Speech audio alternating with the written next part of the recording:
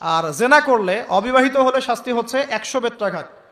তোমরা যারা এখন জেনা করেছো বা করছো, এখানে উপস্থিত আছো বা এই লেকচার শুনবে, ছেলে বা মেয়ে যেই হও না কেন, তোমাদের ঘাড়ের উপরে এক একটা জেনার জন্য 100 বেত্রাঘাতের শাস্তি ঝুলে আছে।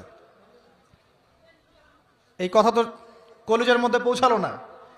একবার জেনা করেছো, তোমার কাঁধের উপরে 100 বেত্রাঘাতের শাস্তি ঝুলে আছে এখনো, এবং 1 বছরের নির্বাসন তোমার জন্য ঝুলে আছে। সূরা নূরের 1 থেকে 4 নম্বর আয়াত পড়ে দেখবে।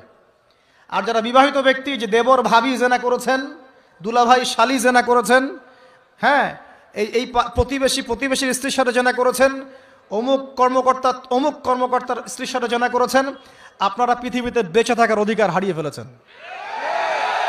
কারণ একজন বিবাহিত ব্যক্তি যদি জেনা করে, তার একটা শাস্তি ইসলামে, সেটা হলো রজম।